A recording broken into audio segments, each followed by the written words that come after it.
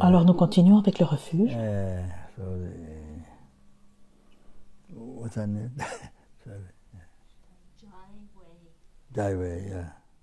Comment s'appelle-t-elle? Jai Wei.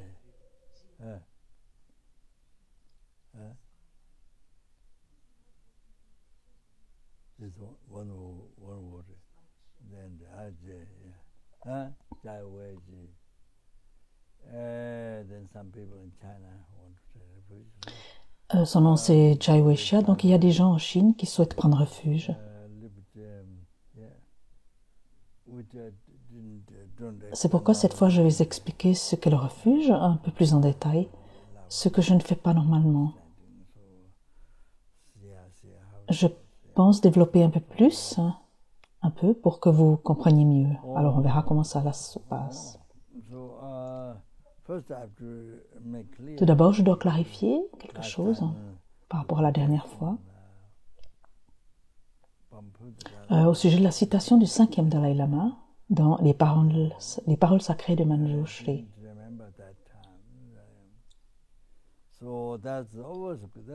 C'est une citation incroyable. Je ne m'en souvenais pas la dernière fois, mais c'est toujours utile, tout le temps. Les écrits, c'est très utile de les écrire dans votre livre de prière pour vous en rappeler tout le temps. Quand vous rencontrez en particulier des obstacles très lourds dans votre vie à pratiquer le Dharma, quand l'hérésie et la colère surgissent, notamment au sujet de votre maître. Lorsque l'hérésie et la colère surviennent au sujet de votre maître, c'est le karma négatif le plus lourd que vous puissiez produire. Dans votre vie, vous créez des karmas négatifs le plus lourd lors de ces occasions. Dans le texte racine de Guhya Samaja, il est expliqué que même si vous avez commis un des 5 karmas négatifs lourds, sans interruption, par exemple tuer votre mère ou un arhat, provoquer le saignement d'un Bouddha, ou causer la désunion dans le Sangha, si vous commettez ces actes, vous pouvez toujours atteindre l'éveil en purifiant ces actions. Par contre, une fois que vous avez rabaissé votre gourou,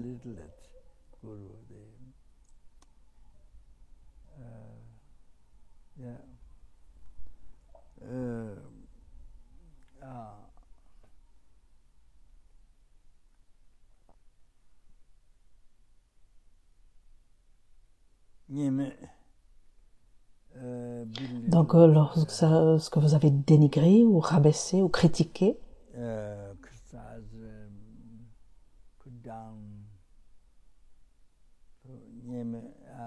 votre maître, pas tous les gourous du monde, comme cela pourrait apparaître, mais celui avec qui vous avez une connexion par le Dharma, même si ce n'est que vous avez reçu quelques mantras ou quelques mots, un loom, une transmission orale. Donc, dénigrer le Dharma avec lequel vous avez établi une connexion dharmique, c'est le karma négatif le plus lourd. Pendant ces périodes, quand il y a un tel danger, soyez vraiment conscient de ce qui se passe. Remarquez-le et soyez conscient de ces idées. Pas seulement vous dire « oh non », ne pas s'y engager du tout. Il faut être conscient, reconnaissez par vous-même ce que vous êtes en train de faire, l'erreur que vous faites, l'erreur de rompre les vœux. Les vœux de Pratimoksha, de Bodhisattva, les vœux tantriques, ainsi que le karma négatif le plus lourd, et sont le karma négatif le plus lourd que vous créez en dénigrant votre maître. Et donc, cette citation vous protège, elle est incroyable.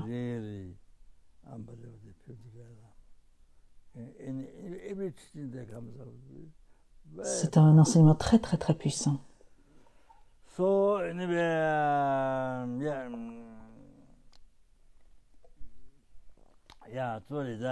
Donc commençons par la motivation.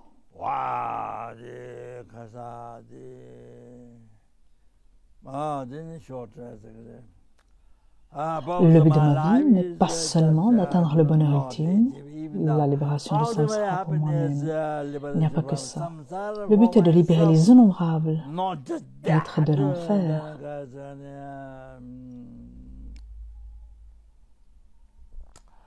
Les fantômes affamés, les animaux, les êtres humains, les demi-dieux, les dieux, et les êtres de l'état intermédiaire, dans les univers innombrables, ainsi que les innombrables êtres sensibles, de les libérer des océans de souffrance samsarique, dont le continuum n'a pas de début.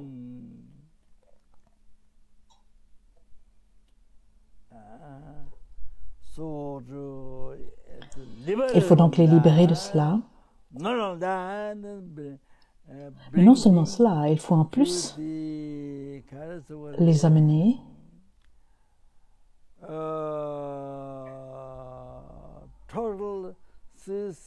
à la cessation totale, non seulement des obscurcissements grossiers, mais aussi des obscurcissements subtils. Les obscurcissements de la pensée perturbatrice et les obscurcissements empêchant l'esprit pleinement conscient. Mais aussi pour atteindre l'achèvement de réalisation, qui est vraiment le bonheur sans égal. Il s'agit donc de parvenir à cela, amener les êtres sensibles à cela.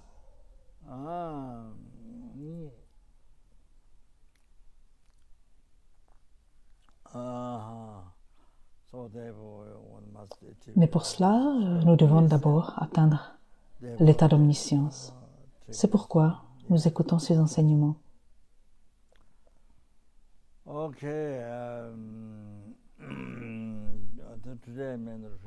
Aujourd'hui, je ne finirai peut-être pas cet enseignement sur le refuge, mais j'espère que je le finirai demain ou la prochaine fois, ou demain ou la prochaine vie.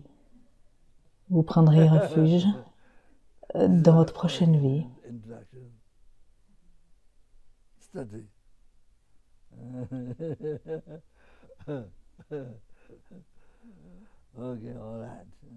Et cette vie, vous n'obtiendrez qu'une introduction, elle étudierait.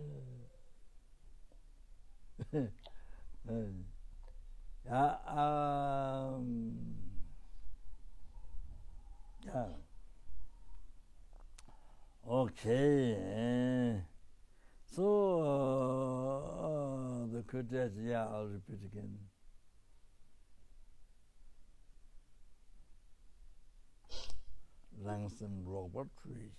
Donc je vais répéter encore une fois cette citation du 5e Dalai Lama. Du point de vue de votre propre esprit, imprégné ou opposé, donc de l'esprit de la vie de votre propre esprit,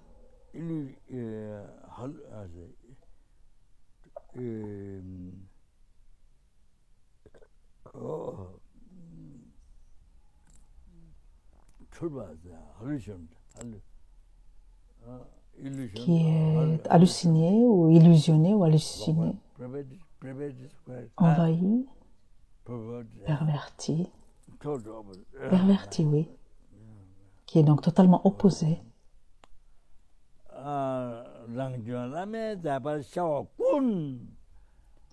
Vos propres erreurs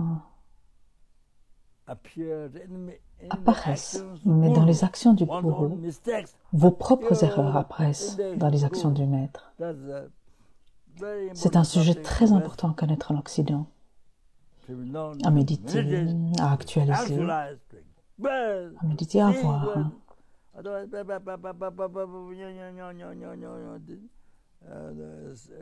Sinon, vous créez du karma négatif grand comme le ciel,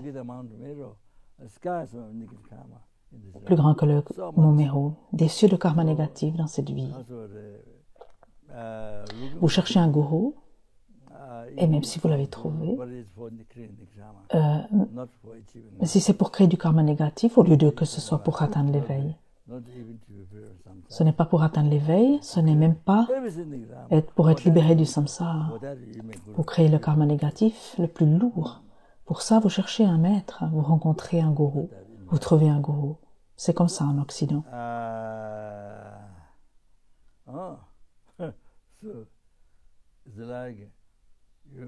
C'est comme si vous aviez trouvé de l'or, hein.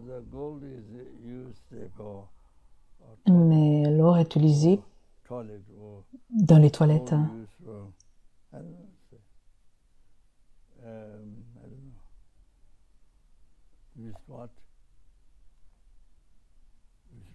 Utilisé pour le caca.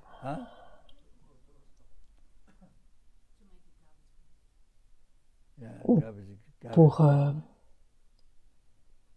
fabriquer une poubelle.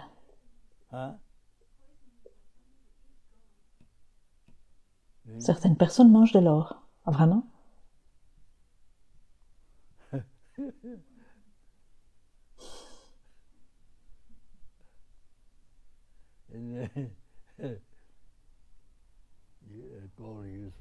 Et donc, cet or est utilisé dans les toilettes, hein, pour faire caca ou une poubelle. Pour y mettre toutes les ordures.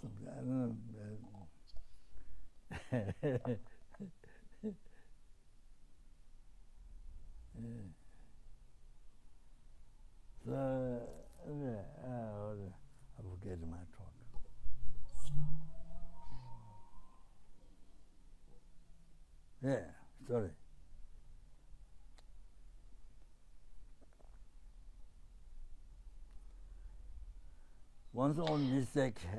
Donc vos propres erreurs,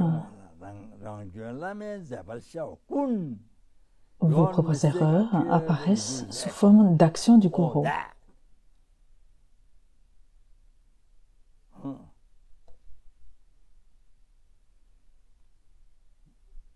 Vos propres erreurs apparaissent sous forme d'action du gourou. C'est comme ça.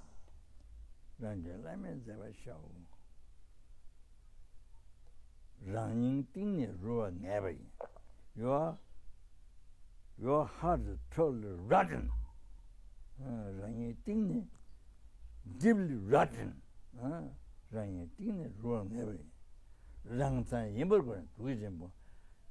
Realize that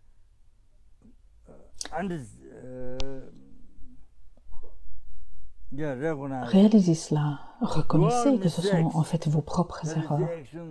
Le fait que vous voyez des erreurs dans les actions du gourou, en fait, sont dans les actions de votre gourou sont en fait vos propres erreurs. En reconnaissant que ce sont vos propres erreurs, abandonnez-les comme un poison.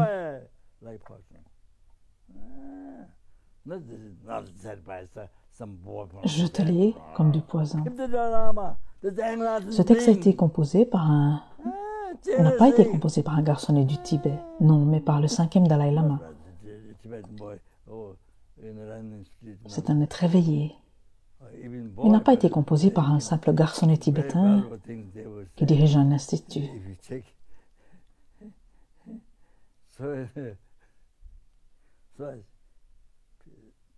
Mais par le 5e Dalai Lama, Chenrezig, le Bouddha de la compassion. Si vous pouvez accepter cela,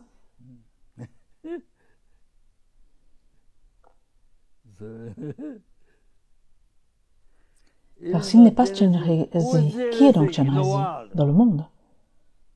Voyez-vous Chenrezig quelque part ailleurs? Dans les buffles ou dans certains poissons que vous mangez? Ceux que vous mangez tout le temps, les poissons.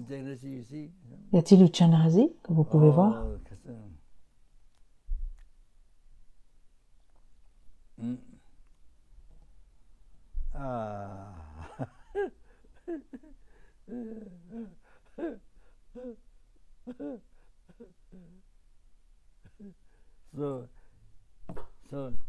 Ça sentait le Dalai Lama, le 14e. S'il n'est pas Chenrezig, qui d'autre est Chenrezig?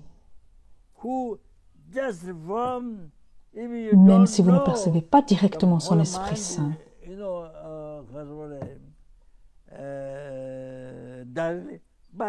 mais seulement 6 actions qui profitent comme le soleil dans le monde.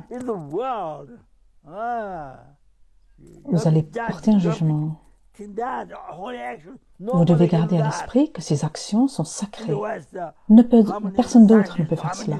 En Occident, quel que soit le nombre de scientifiques diplômés de l'université Harvard, de l'université Cambridge,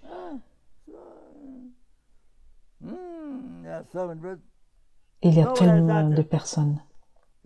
Mais personne n'a ce ciel de sagesse et de compassion embrassant les êtres sensibles. De plus, pour celui qui fait la louange de celui qui critique, pour celui qui fait la louange de celui qui critique, il a la même compassion. Il n'a aucune aversion pour ceux qui le critiquent. C'est pourquoi sa sainteté dit, dans les pujas, au début des initiations, il y a un gektor, un torma, est donné aux gektor, aux interférences. Un torma est donné à ces obstacles pour empêcher ces obstacles pour l'initiation. Mais sa sainteté ne trouve jamais personne qui fasse du mal. Donc il a dit qu'il n'a pas besoin de faire le gektor. Il a demandé à Ganden Tripa et Rinzong Rinpoche, l'ex-Ganden Tripa, mais Ganden Tripa, qui est de Seraje, et Rinzong Rinpoche suivent toujours la tradition, qui est de faire le gektor avant l'initiation.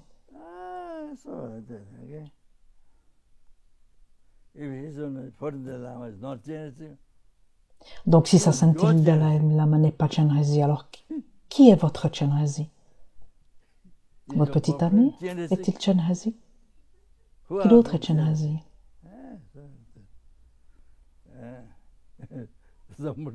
Pour vous, c'est quelqu'un qui vous aime, qui est tellement attaché à vous, c'est Chenrezig. Anyway, so sorry. Yeah, just any words came out. Sorry. Then all these after that, then 진짜 레버토에 당당하다. 진짜 레버토에 당당하다. So whatever action. Quelle que soit l'action accomplie, considérez-la comme positive, en apparence pure. Les actions du gourou, toutes les actions du corps, de la parole et de l'esprit sont faites, quoi qu'elles soient faites, sont toujours positives. Voyez-les toujours comme positives. C'est cela, l'apparence pure. Parce que vous pensez, qui est-ce? Qui est ce maître? Mais c'est un Bouddha. Je vous ai déjà dit que Pavanka, de Chenimpo, dans Appel du Lama de loin,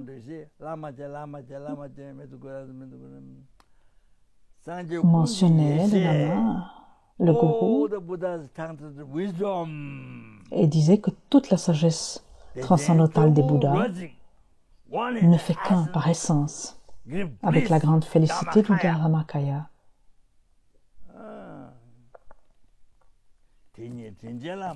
C'est ça le gourou.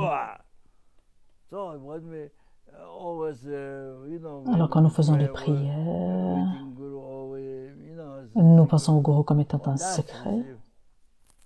C'est ça qu'il faut retenir.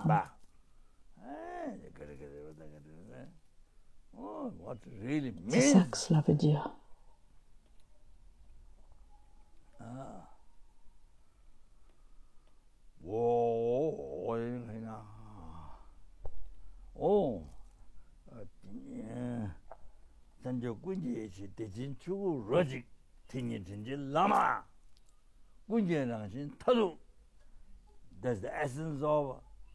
C'est l'essence de tout.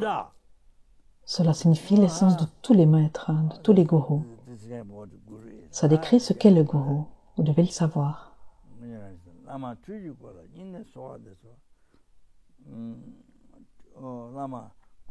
Lama, le gourou, Dharmakaya, à vous je fais une demande de cœur, pas des lèvres, mais du cœur.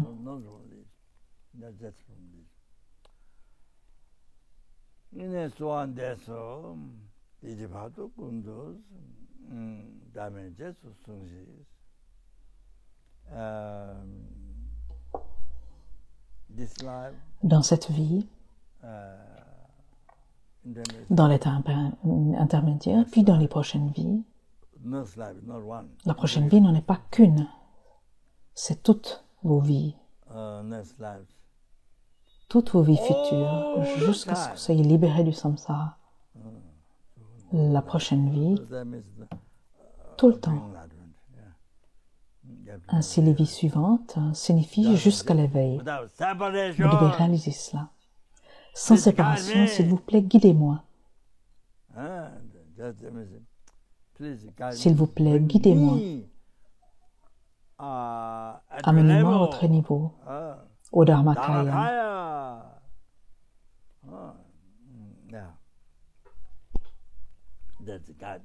C'est ça le sens de guidez-moi.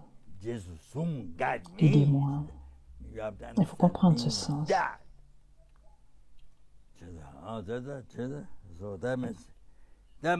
Cela veut dire à chaque seconde, jusqu'à l'éveil, à chaque seconde.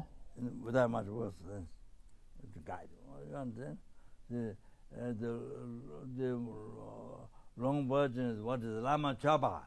Chune Lama, Chune your guru. Vous êtes le gourou, vous êtes la divinité scellée par l'esprit, le yidam. Vous êtes le daka ou la dakini et le protecteur du dharma. Le protecteur du dharma.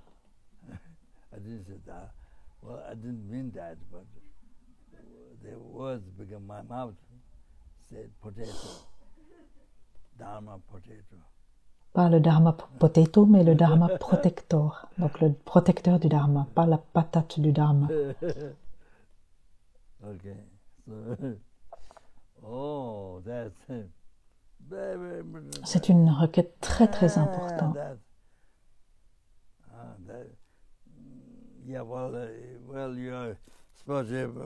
Donc lorsque vous êtes censé connaître l'appel du lama de loin, dans votre livre de prière,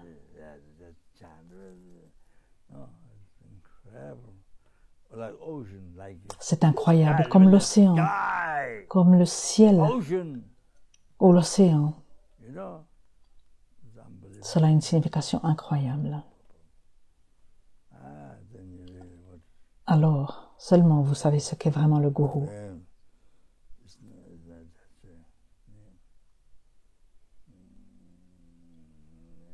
Le gourou n'est pas seulement celui de qui vous apprenez quelques mots du dharma. Ce n'est pas cela.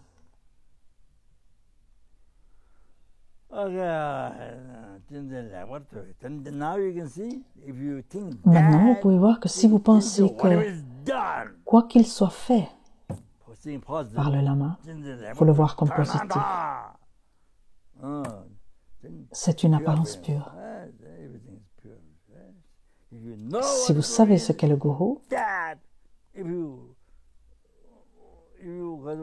eh bien, sur la base de cette reconnaissance, eh bien, vous voyez tout comme positif.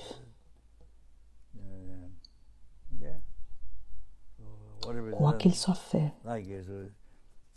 tuer, voler, tuer des gens, même tuer des centaines de personnes, vous le verrez comme positif.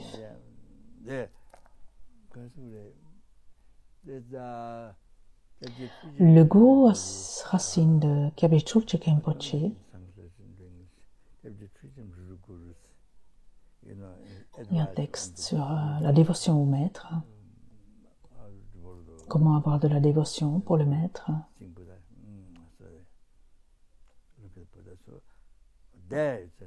En le voyant comme un Bouddha.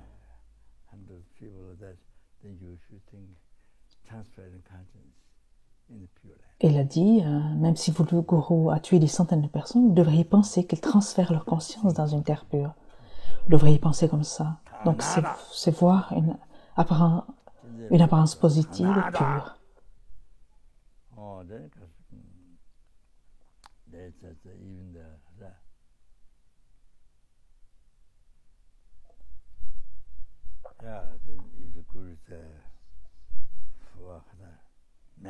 Alors, il est même dit que si le gourou est un homme, par exemple, et qu'il a des centaines de milliers d'épouses,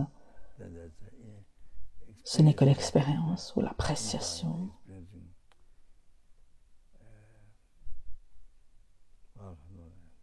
de la béatitude infinie, non duel avec la vacuité.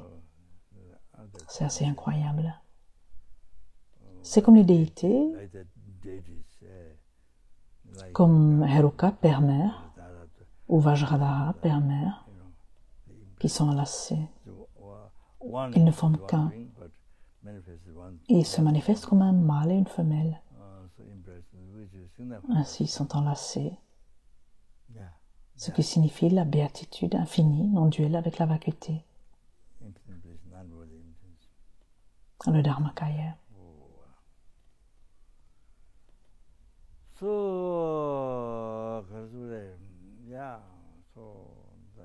Et donc le gourou est comme un Vajrasattva père-mère.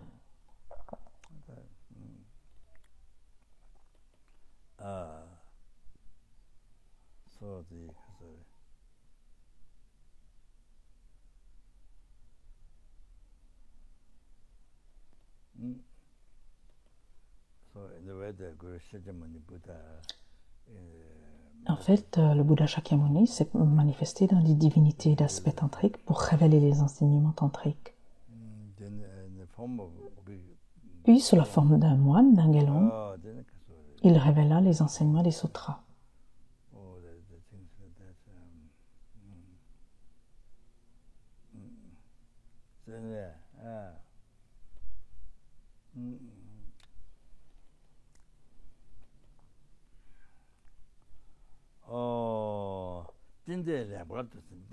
Donc maintenant, vous pouvez voir, vous pouvez comprendre.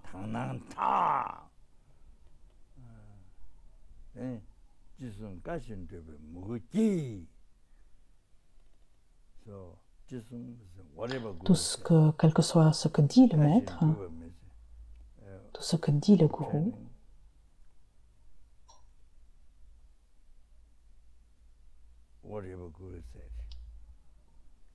quel que soit ce que le maître dit, eh bien avec cette dévotion,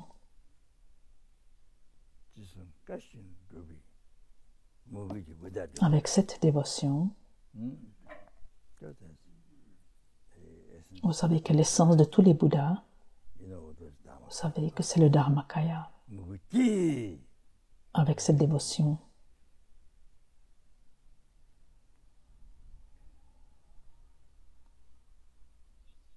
et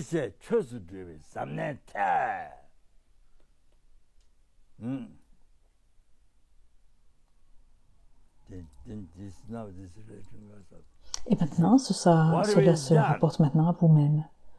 Tout ce qui est fait, les actions de votre corps, votre parole et votre esprit, quelle que soit l'action qui est faite, devient du Dharma. Quoi que l'on fasse, devient du Dharma. C'est très profond. C'est le point profond, crucial. Tout ce que vous faites, tout ce qui est fait devient Dharma.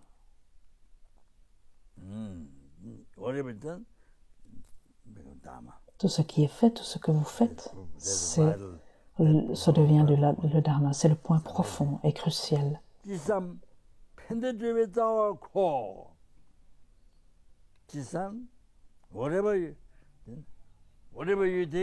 Quoi que vous pensiez,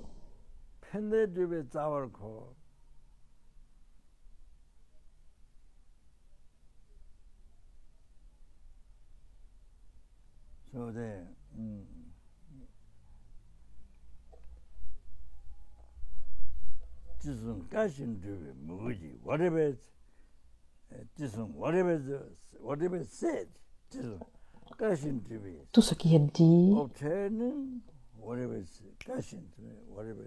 tout ce qui est conseillé, avec votre dévotion, vous réalisez que tout est le Dharmakaya des Bouddhas.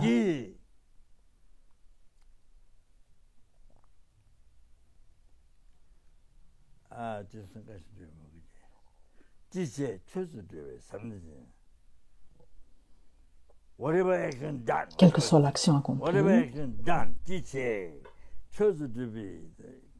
elle devient dharmique, du saint dharma. Ça, c'est le point très profond, essentiel et crucial.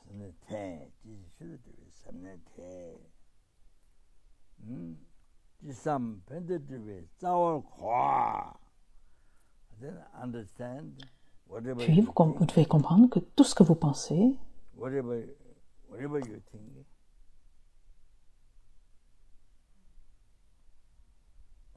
tout ce que vous pensez, c'est la racine.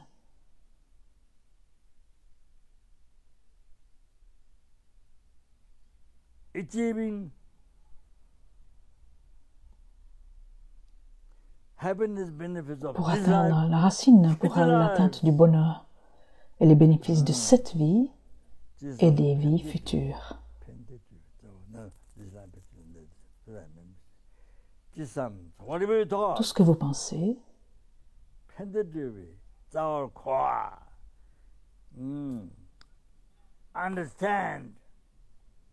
vous devez comprendre que c'est la racine de l'accomplissement, du bonheur et des bénéfices.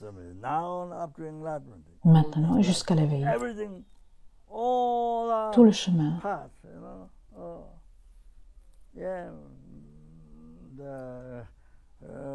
la dévotion au maître, le renoncement, la bodhicitta, la vue juste, puis le tantra, les étapes de la génération et de l'achèvement, la méthode et la sagesse, le sutra et le tantra, y compris l'éveil, et jusqu'à la voie de la non-étude. Donc la façon de penser, votre esprit est vraiment la racine de l'accomplissement de tous les bonheurs et bénéfices.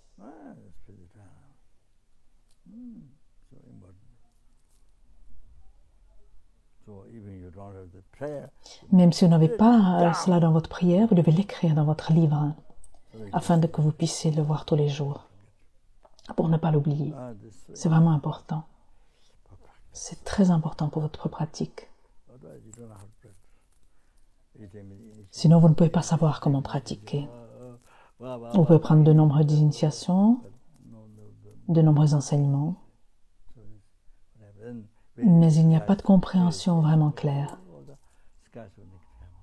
Alors il est très facile de tomber dans l'hérésie et la colère. Et donc former du karma négatif, et votre pratique est très faible, comme des nuages dans le ciel qui se dissipent. Okay. Oh, Kaswadi. I want to mention Turkey. One very interesting thing is. Maintenant, je voudrais mentionner le Dogyal au Tibet, quelque chose de très intéressant. Ici, en Occident, vous n'avez pas cela. Mais il n'y a pas si longtemps, au Tibet, vous pouvez faire le don de votre corps aux oiseaux, aux vautours. Vous pouvez leur faire la charité de votre corps.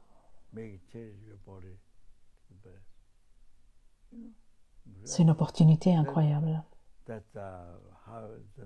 C'est comme ça dans la plupart des endroits au Tibet encore aujourd'hui. J'ai entendu dire qu'ils avaient un livre pour les appeler les vautours. En lisant ces textes, ils viennent, ils sont très nombreux. Ils volent et viennent. Mais ils attendent avant de se servir. Ils attendent que leur chef, le vautour principal, vienne.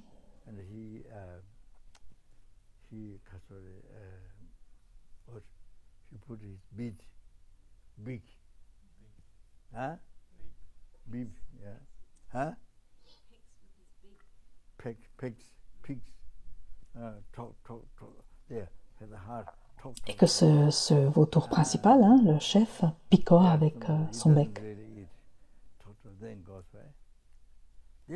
Il ne mange pas vraiment. Puis il s'en va.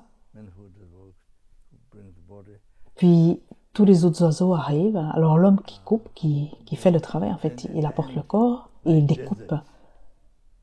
Et à la fin, Huh? il offre le dessert.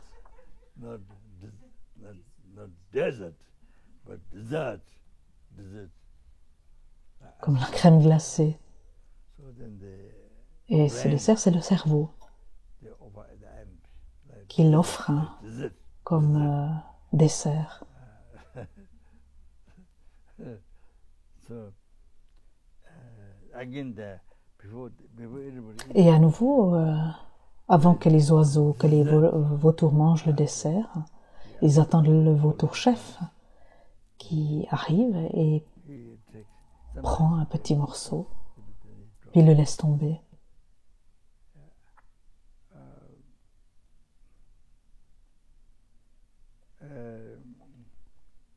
so Kandla mentioned, Cadrola m'a expliqué un jour I think in their que dans sa région, one, there's one who has iron. No, I don't know. il y a un vautour qui a un anneau sur la patte. Not iron, maybe shiny. Ce n'est pas du fer en fait, Is white. c'est une matière blanche, Huh? Shiny is une matière bon marché, blanche. maybe they're called there. Yeah, maybe shiny or not. Anyway, so got there's a good Peu importe. Alors il a donc cet anneau à la jambe, à la patte. the world, Le vautour, le premier vautour, le I think. chef des vautours. Something like that. And then there was that vulture, looking vulture, but Mais en fait, ce vautour ressemble à un vautour, mais en fait, c'est une dakini. C'est une sorte d'être réalisé, très élevé, une dakini, comes as mais il se présente comme un vautour. so kind of there's another dragon. Kadrola m'a dit qu'il y avait une dakini dans la maison de Kadrola. Et que cette dakini s'est donc manifestée comme un vautour. So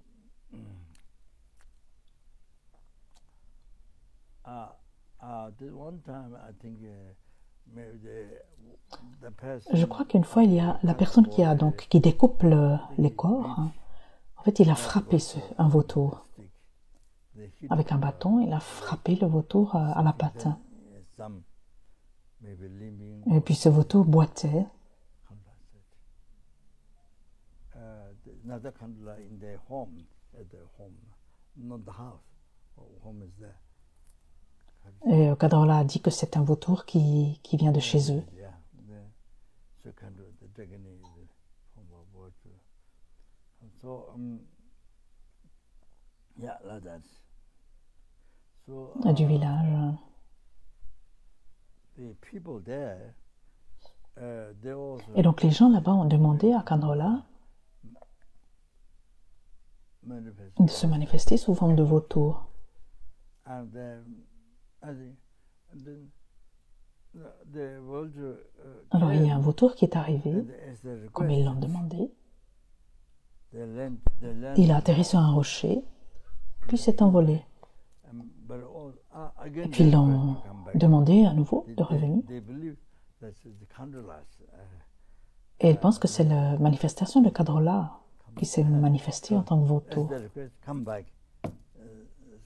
Et ce vautour est revenu et s'est assis sur le même rocher. So, Et donc pour eux, c'est Kadrola en fait qui apparaît comme un vautour.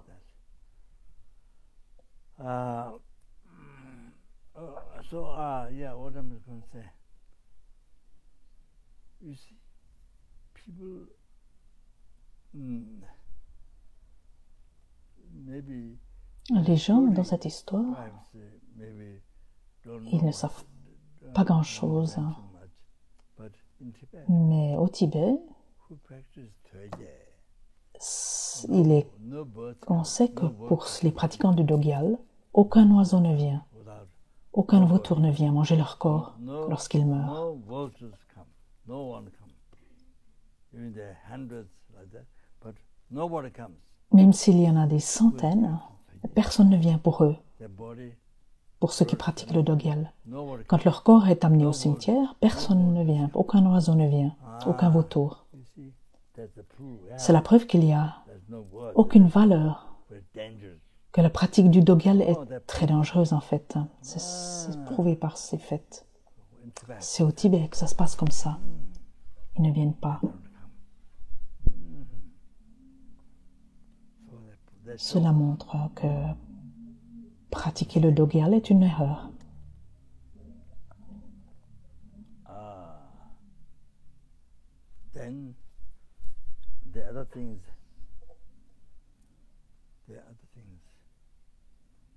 De plus, il y a une autre chose, c'est que la personne, au moment de sa mort, en fait, la pratique du Dogyal nuit à cette personne.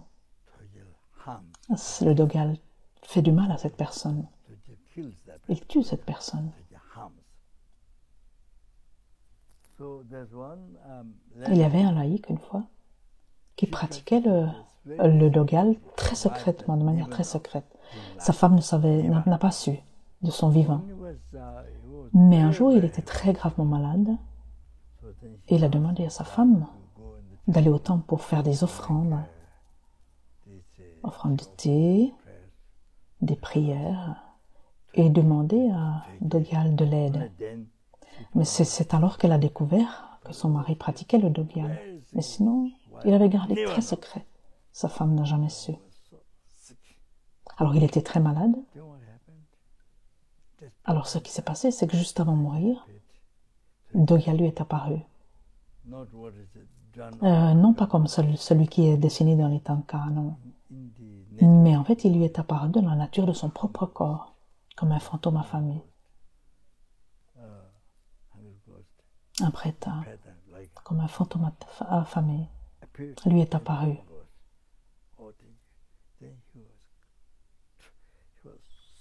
Et ce malade a eu tellement peur.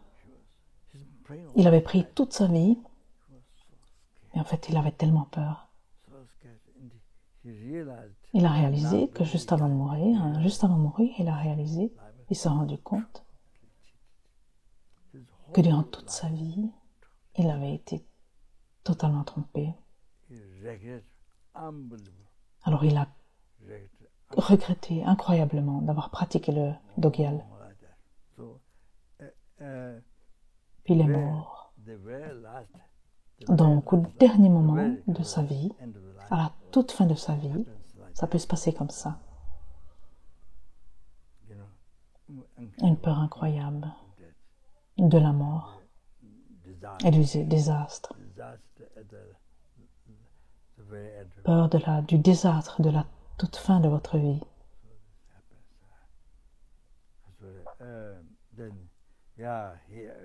Vous priez à Dogyal et alors il n'apparaît pas comme ce qui est dessiné dans les tankas, mais il peut vous apparaître comme un fantôme affamé.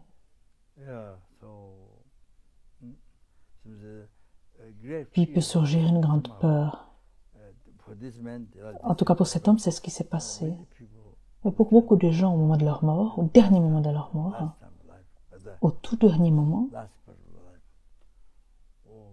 il peut survenir une très très grande peur et un regret, des regrets.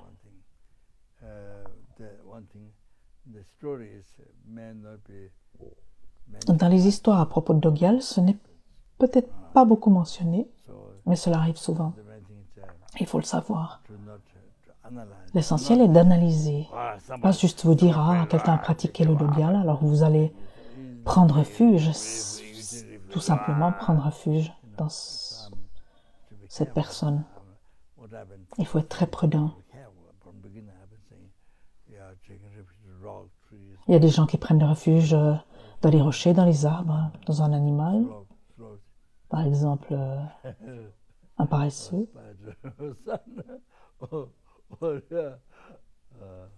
ou dans les araignées, dans les fantômes affamés, les nagas. Ils prennent l'ultime refuge en ces êtres-là.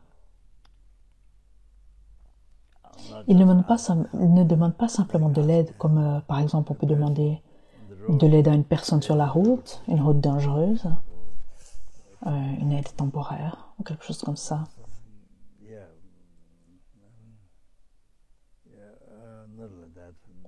En fait, ils prennent l'ultime refuge en ces êtres. Donc je dis, faites attention avant de prendre refuge. Attention, en qui vous prenez refuge? Ne vous trompez pas, ne soyez pas léger et ne trichez pas avec vous-même. Ne donnez pas votre nez comme une vache qui est attachée à un anneau avec une corde dans le nez. Car sinon, ensuite, la personne qui tient cette corde à la main vous mène où elle veut. Vous tire où elle veut et vous n'avez plus le choix. Ne devenez pas comme ça. Vous devez analyser par vous-même. Vous devez utiliser votre sagesse.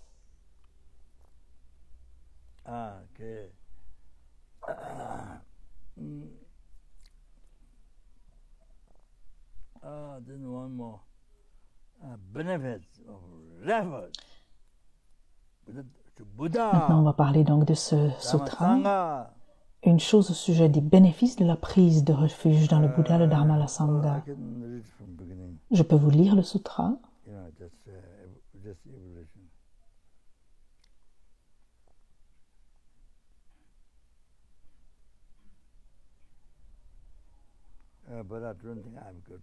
Je peux vous donner le long, la transmission de ce texte.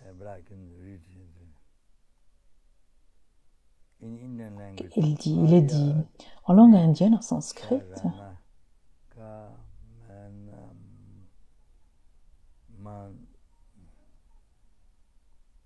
Arya Trisharana Gamananama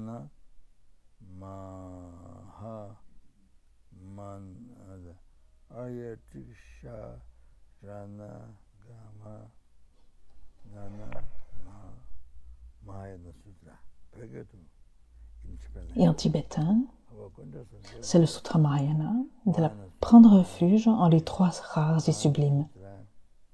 C'est ainsi que s'appelle ce Sutra de Mahayana.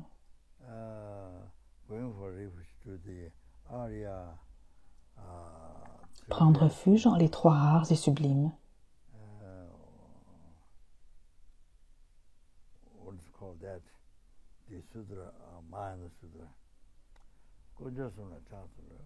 D'abord la prosternation aux trois rares et sublimes. Puis, ainsi ai-je entendu en une occasion. J'ai donc entendu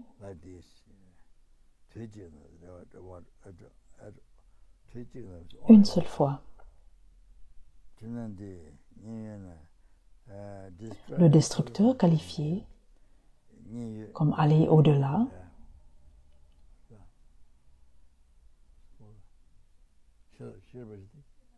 se trouvait à Shravasti. Il y a un parc des rois, un parc royal.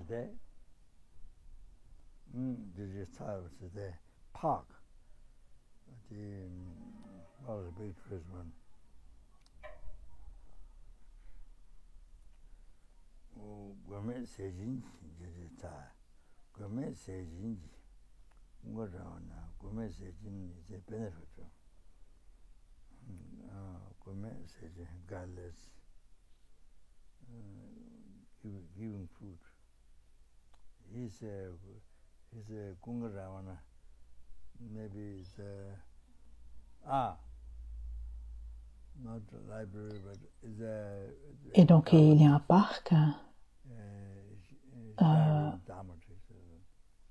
Ce n'est pas forcément une bibliothèque, mais ça peut être juste une pièce avec des textes de Dharma, un sanctuaire avec des textes de Dharma.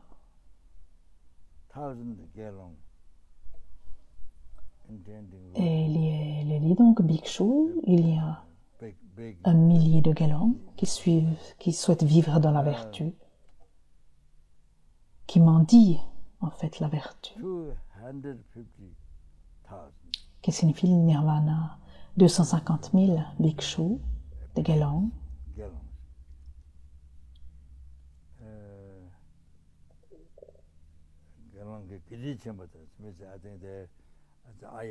Et donc une grande sangha de bhikshus, d'êtres nobles de Arya, qui ont une perception directe de la vacuité, qui demeurent dans la seule méthode. Et alors, à ce moment-là, Sharipu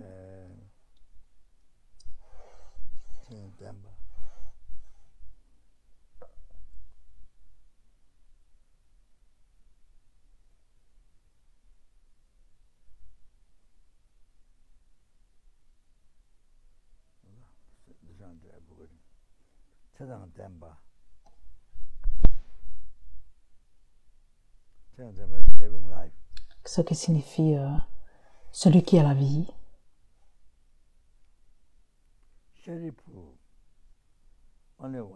Sharipu, seul, isolé.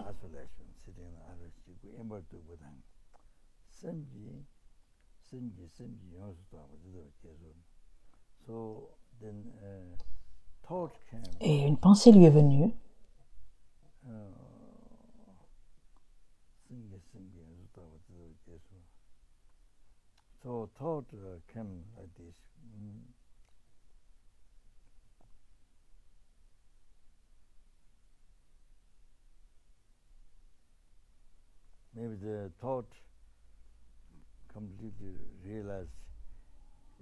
Son propre esprit réalisé a émis cette pensée qui est survenue soudainement.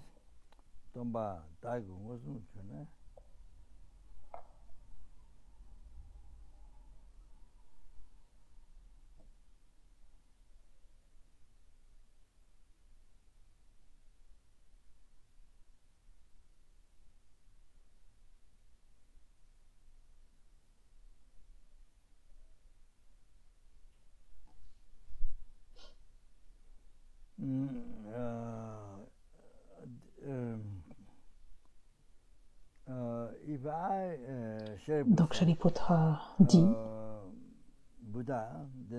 Bouddha, le fondateur, et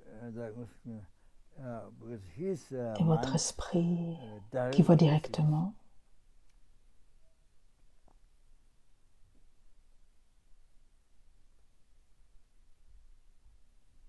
vous êtes celui qui est allé à la félicité. Je viens en votre présence, Seigneur du Dharma.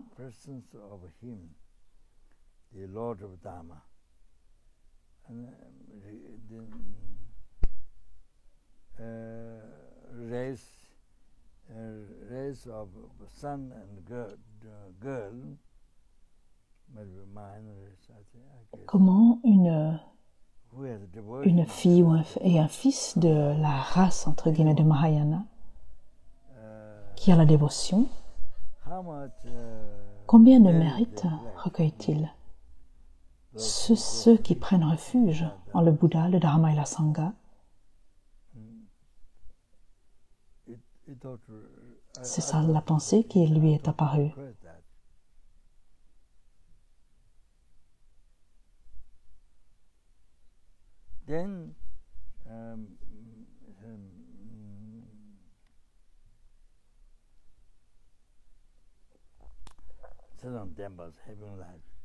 Celui qui a la vie, Shariputra, dans l'après-midi,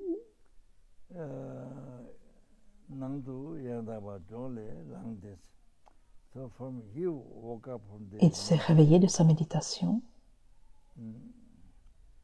Il est allé auprès du Bouddha, là où se trouvait le Bouddha, donc le destructeur, qualifié de celui allé au-delà.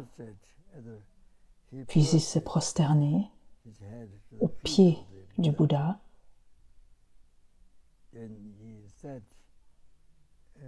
Puis il s'est assis aux côtés du Bouddha.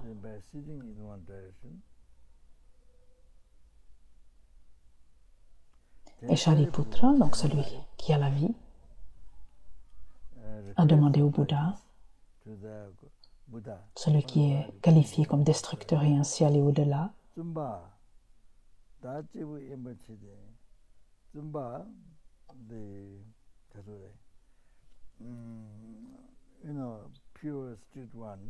Vous, complètement, le strictement pur, vivant dans les vœux, quand j'étais isolé,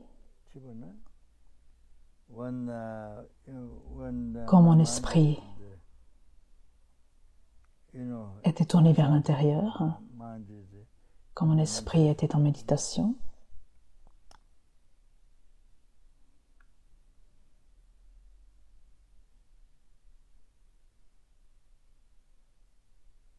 mon esprit a été en réalisation.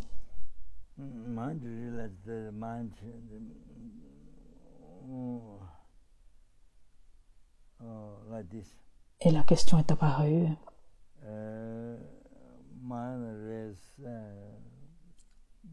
Un garçon, une fille de la race de Mahayana qui a de la dévotion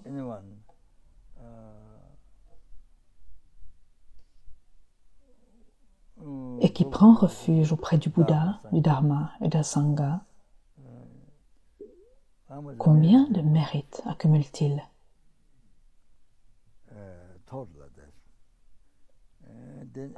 Et là, alors qu'il a demandé cela à Bouddha, le Bouddha a dit,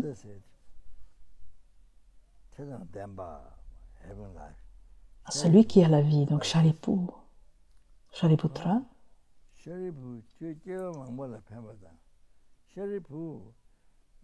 vous qui avez bénéficié à tant d'autres êtres, qui signifie être capable, vous avez bénéficié à tant d'autres êtres capables et causé le bonheur de nombreux êtres capables.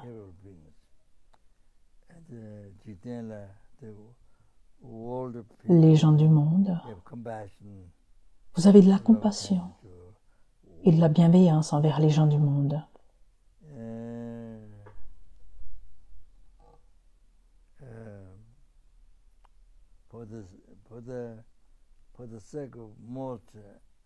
Et donc pour le bien de la grande assemblée des êtres capables,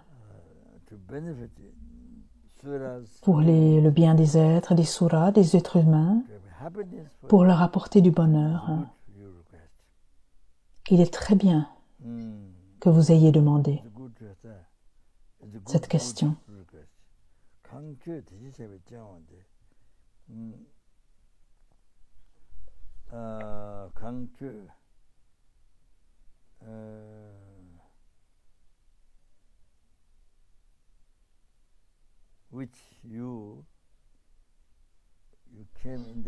Que vous soyez venu en présence du Tathagata, à savoir le Bouddha, et que vous ayez fait cette demande, que vous avez demandé à cette demande complète,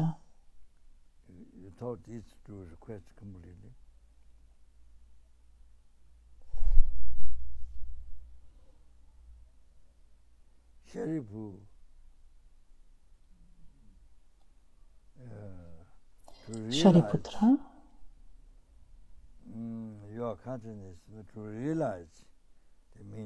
pour réaliser le sens de ce que je dis, maintenant je vais vous montrer un exemple. Maintenant vous devez bien écouter.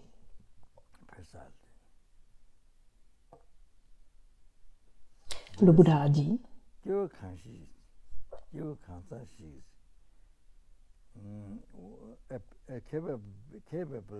un être capable, une personne,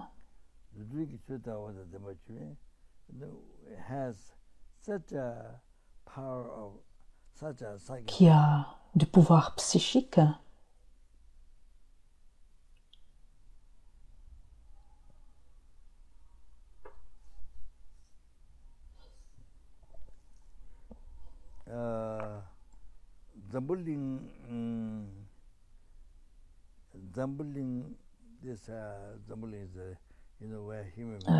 Zambuling, c'est là où se trouvent les êtres humains. C'est la cosmologie de l'univers.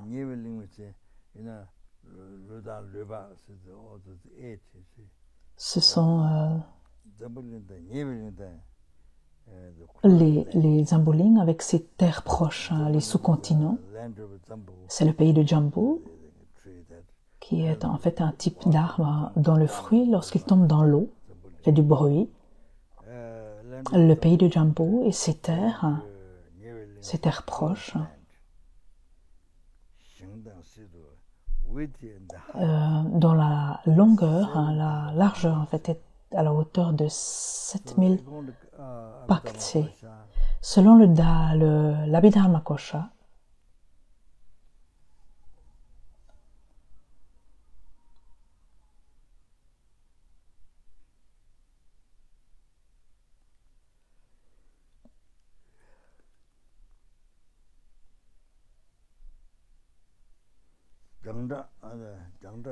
un Gandra,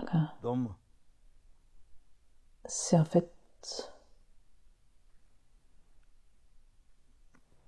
This is dome. This is dome. What do you call it in English?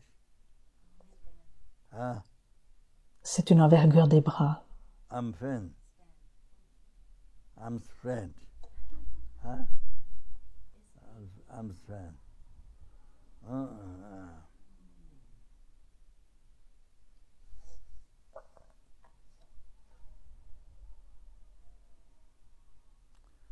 I think I'm not 100% sure.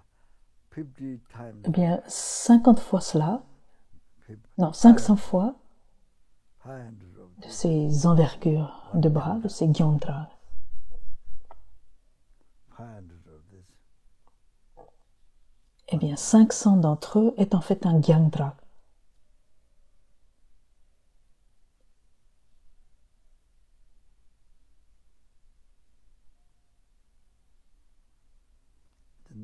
Et 8 Gyandras font un paktse. C'est selon l'Abhidharma Kosha. I'm not 100% sure. Yeah, memory. Puis 500 de ceux-là,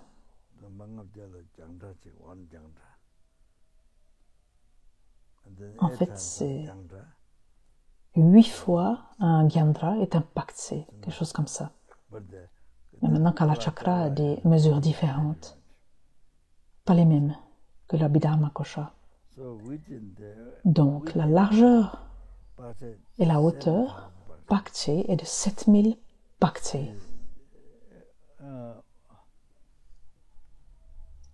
Dans ce Jamboling,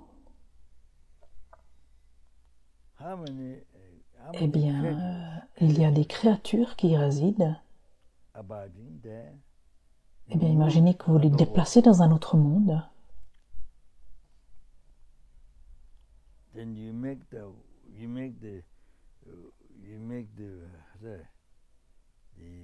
earth palm. Puis vous lissez la terre comme la paume. You make the earth, whole earth equal. La terre, vous la lissez complètement, comme le centre de la paume. Like this, the center of the palm.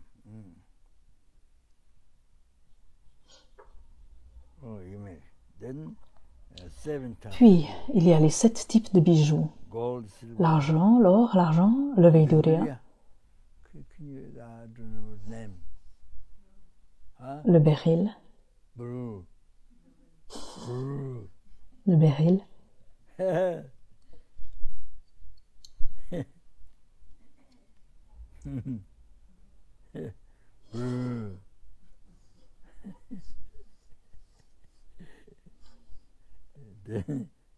puis le cristal, la perle rouge, Diamond.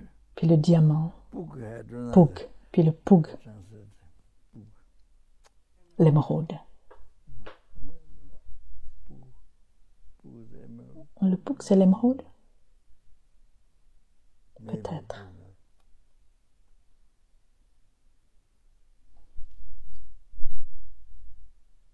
So,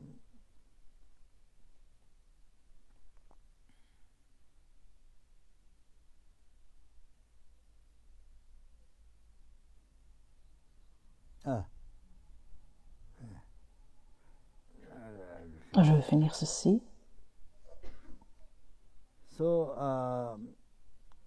Ainsi donc, construisez un stupa dans ce Dzambala de la hauteur qui atteint celle de Brahma, le dieu hindou, Brahma, le royaume de Brahma. Et donc la hauteur de ce stupa est si grande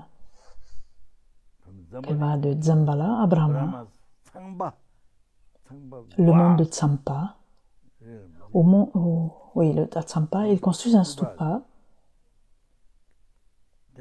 Puis, à ce stupa, vous offrez de l'encens de Deva, de Dieu, les fleurs divines, des guirlandes de fleurs de Deva, des bannières de Deva, les ombrelles, des bannières, des drapeaux.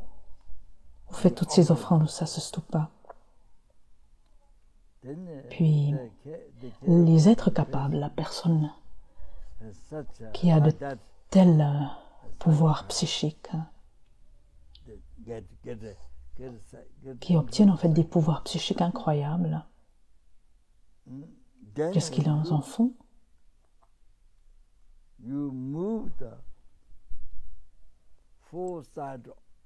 Ils déplacent l'océan qui a 4 côtés. L'océan qui a ces 4 côtés, eh bien, il les déplace vers un autre univers. Puis, ça fait donc un cratère, un vide, puis ils remplissent complètement ce vide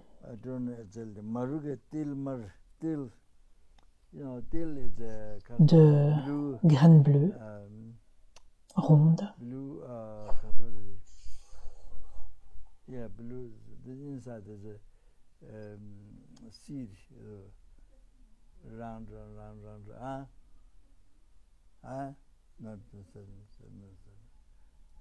Non, pas de graines de sésame, mais parce que c'est vert, hein. Des pois, peut-être.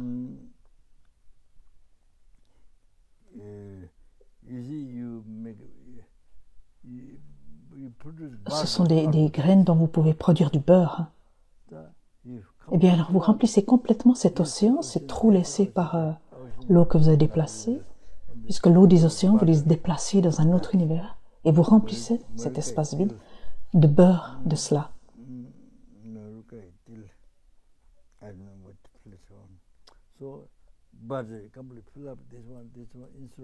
Et donc, au lieu de l'eau, l'océan, vous le remplissez de beurre. Puis vous mettez de la cire, hein, comme le mont Meru, grand comme le mont Meru. Une mèche. Oui, une mèche. Puis jusqu'à la fin de cet éon, en fait jusqu'à la fin de nombreux éons, vous allumez cette mèche et vous offrez continuellement de la lumière. Vous offrez la lumière continuellement jusqu'à la fin de ces nombreux éons.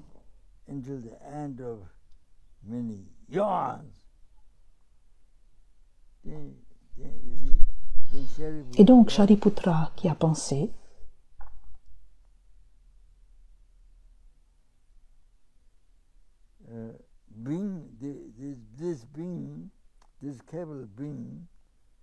et qui s'est demandé, ou qui a demandé, cet être capable, combien de mérite peut-il retirer? Demanda-t-il au Bouddha.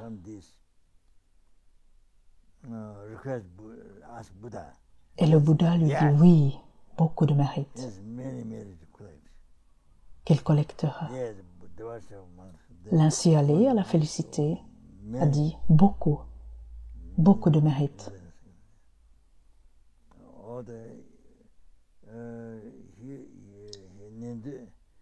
Même les auditeurs et les Bouddhas réalisateurs solitaires, ils sont bien en deçà de ces mérites.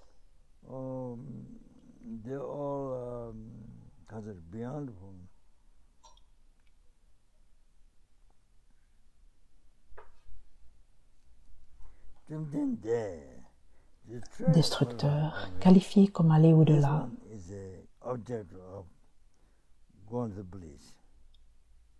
Celui-ci est un objet de ceux qui sont allés au bonheur. Donc c'est la compréhension de la quantité de mérite, ses mérites.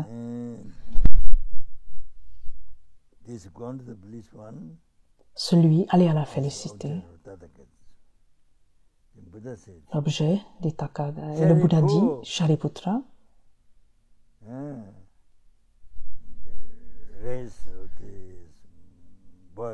celui ou celle de la race Mahayana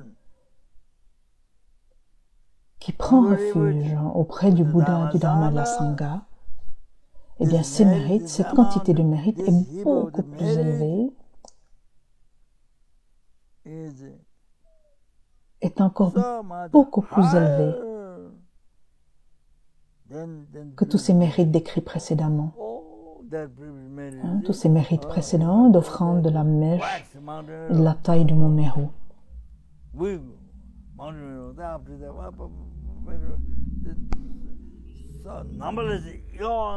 Pendant des éons innombrables, vous faites des offrandes de cette mèche grande comme le mont Meru. Mais en fait, cette prise de refuge, une personne prenant refuge auprès du Bouddha, du Dharma et des Sangha, leurs mérites sont 100 fois plus grands que les mérites d'offrande de lumière, 1000 fois plus grands que ces mérites précédents.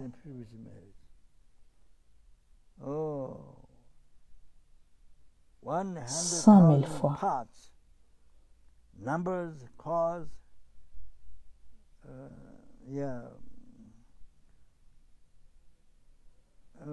Even counting doesn't become close to this, you know.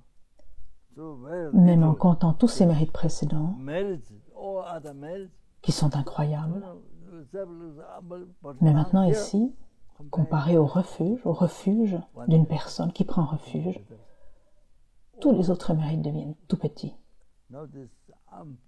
Donc le refuge est un mérite incroyable que vous collectez. Il est beaucoup, beaucoup plus élevé que tous les autres mérites.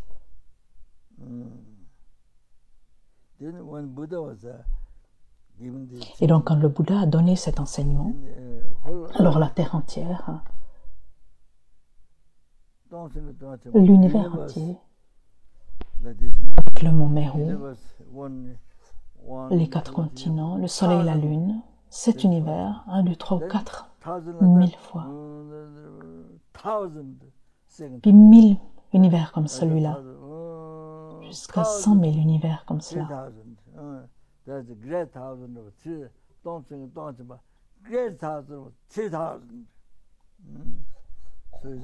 Et tous ces milliers, ces grands milliers d'univers, ils ont été secoués.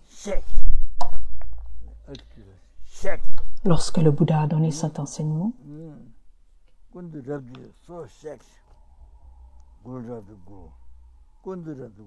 tous ces univers ont été secoués.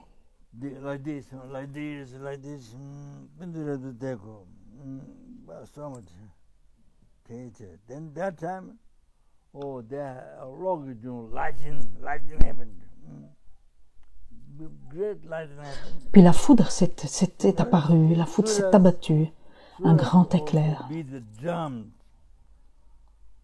Puis les suras, les dieux battaient les tambours. Et en fait, leurs tambours couvraient le son, tous les sons des éclairs, des foudres.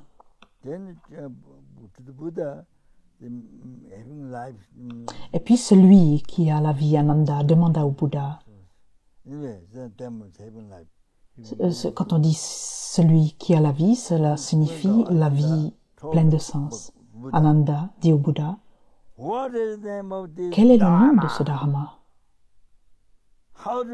Comment s'en souvenir et comment le pratiquer? Et le Bouddha a dit,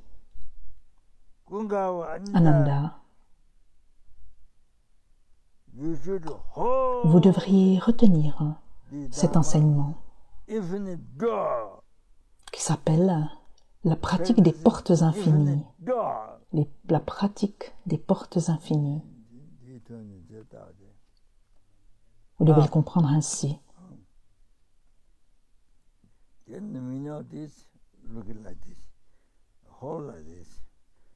Puis le Bouddha dit à Nanda et à celui qui a une vie pleine de sens, à Shariputra, et d'autres Gelang, d'autres bhikshus, tous ont fait la louange de ces enseignements et la louange des propos du Bouddha.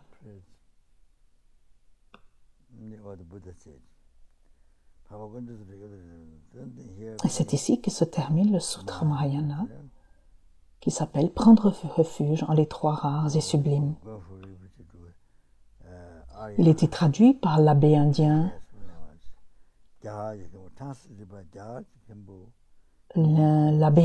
Sarvajanadeva, puis le traducteur tibétain, Bandepalsek, qui l'a traduit, puis révélé. C'est tout. Donc cela vous donne une idée de pourquoi nous devons prendre refuge en Bouddha.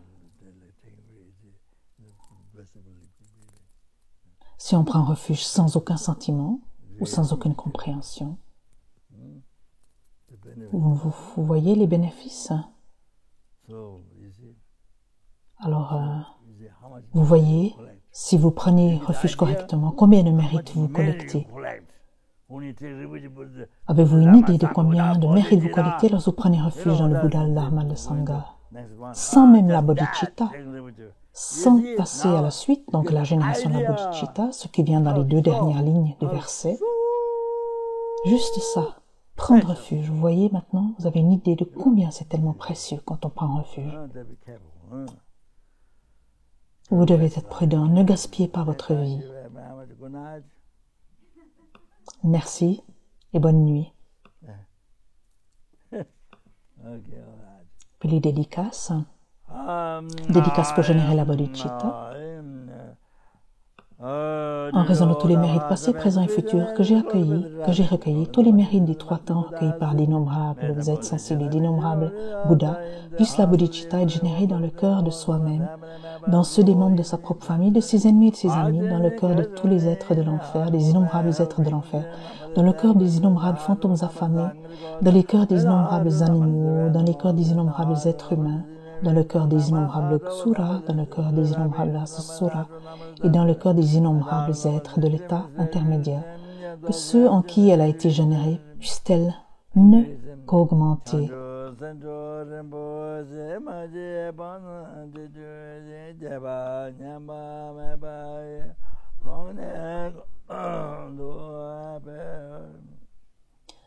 Puis la dédicace pour sceller les mérites avec la vacuité.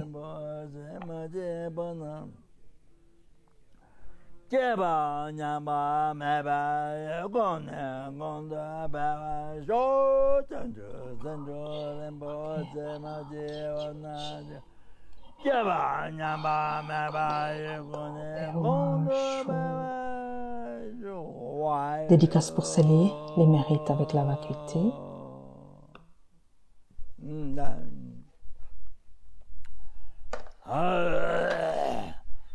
En raison de tous les mérites passés, présents et futurs que j'ai accumulés, tous les mérites des 3 temps accumulés par d'innombrables êtres sensibles et d'innombrables Bouddhas, tout cela qui sont simplement imputés par l'esprit.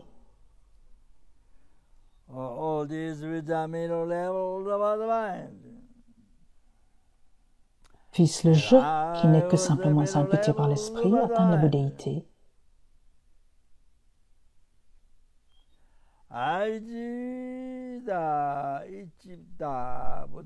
Qui n'est que simplement imputé par l'esprit. Et conduire tous les êtres sensibles qui ne sont que simplement imputés par l'esprit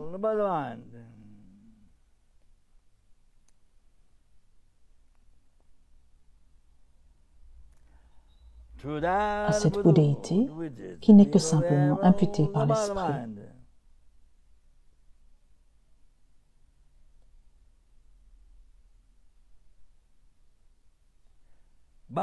Par moi seul, qui n'est que simplement imputé par l'esprit.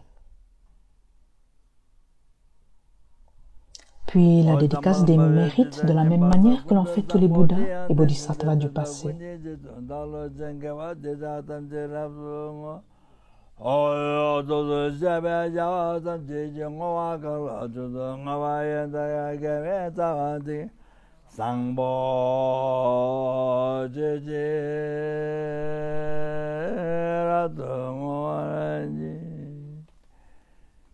La dédicace pour la longue vie de sa sainteté le Dalai Lama.